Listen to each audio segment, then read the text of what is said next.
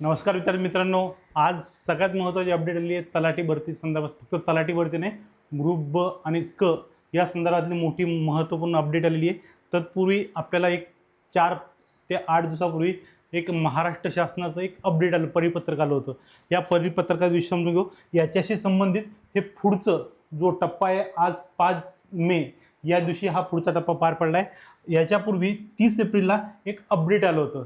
त्या अपडेटमध्ये इथं स्पष्टपणे सांगितलं आहे, ग्राम महसूल अधिकारी संवर्गातील रिक्त पदे भरण्याकरता मागणीपत्रास शासनास सादर करण्याबाबत हे स्पष्टपणे या ठिकाणी विषय हा इथं स्पष्ट केला होता. आणि ह्या संदर्भामध्ये एकूण रिक्त पदाचे मागणीपत्र महाराष्ट्र लोकसेवा आयोगास सादर करण्याकरिता विभागीय आयुक्त कार्यालयामार्फत शासन 8 मे 2026 पर्यंत कोणत्याही परिस्थितीत सादर करावे अशी विनंती या ठिकाणी सर्व विभागीय आयुक्त आहे, सर्व जिल्हाधिकारी होते, यांच्या संदर्भात सांगितलं गेलं होतं. तलाठी भरती संदर्भामध्ये महत्त्वपूर्ण अपडेट होतं की 8 मे पर्यंत या संदर्भातले जेवढे मागणीपत्र आहेत हे आले पाहिजे असं सांगितलं गेलं आहे. कोणी सांगितलं होतं? श्रीकांत मोहिते. हे कोण आहे? कक्ष अधिकारी महाराष्ट्र शासन मंत्रालयामधलं एक महत्त्वपूर्ण पद आहे. या पदावरून या संदर्भातलं परिपत्रक हे जाहीर झालं. हे जाहीर झाल्यानंतर लगेचच आज किती 5 मे 2026 या दिवशी भरती प्रक्रिया सुसूत्रीकरण सुधारणा या संदर्भामध्ये महाराष्ट्र शासनाचं अजून एक महत्त्वपूर्ण परिपत्रक आलं आहे. या परिपत्रकामध्ये गट ब आणि गट क या संदर्भातले जेवढेही पद भरती आहेत ती महाराष्ट्र लोकसेवा आयोगा माध्यमातून भरती केली जाईल. या संदर्भातला जो मार्ग होता तो आता जवळपास खुला झालेला आहे.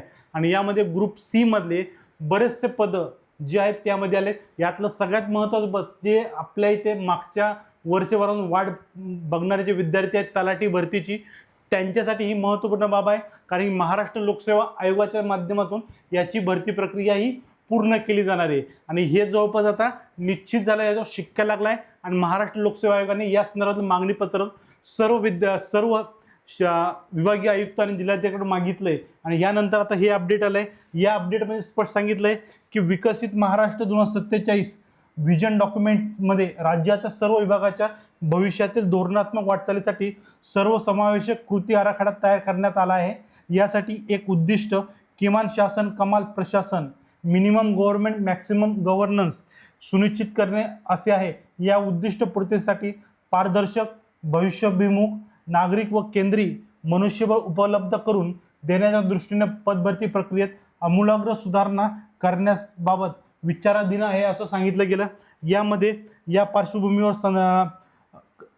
संदर्भ दिन क्रमांक 7 येथील 18 जुलै 2024 रोजीच्या शासन निर्णयानुसार गट ब अराजपत्रित आणि गट क मधील सहवर्गातील पदभरती महाराष्ट्र लोकसेवा आयोगाकडून करण्यास तत्वतः मान्यता देण्यात आलेली आहे. यामुळे आता गट अ ते गट क सहवर्गातील सर्व पदे महाराष्ट्र लोकसेवा आयोगाकडून भरली जातील.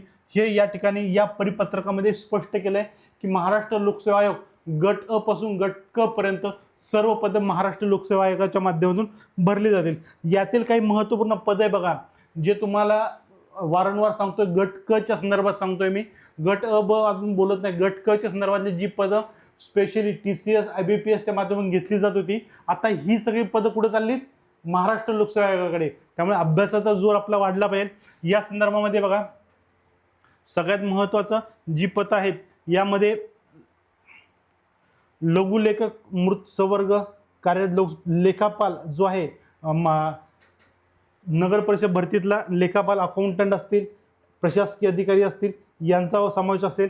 या व्यतिरिक्त बघा, कालवा निरीक्षक जलसंपदा विभागातली हे महत्त्वाचं पद होतं.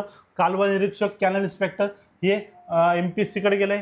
त्यानंतर क्लर्क लिपिकचे पद आहे, हे सुद्धा MPSC कडे गेलंय. ग्राम महसूल अधिकारी हे पद सगळ्यात महत्त्वाचं आहे. महाराष्ट्रातील लाखो लोक याची तयारी करतात. ग्राम महसूल अधिकारी म्हणजे तलाठी, हे पद सुद्धा MPSC कडे गेलंय. यानंतर निरीक्षक इन्स्पेक्टर जे आहेत हे MPSC कडे गेलंय. ग्रंथपाल आहे, पोलीस उपनिरीक्षक आहे, संपादक स्वच्छता निरीक्षक हे पद आहे, हे सुद्धा MPSC कडे गेले. भंडारपाल MPSC कडे गेले. सहाय्यक कृषी अधिकारी MPSC कडे गेले. त्यानंतर असिस्टंट मोटर व्हेकल्स इन्स्पेक्टर हे पदसुद्धा MPSCकडे हे गेलेलं आहे.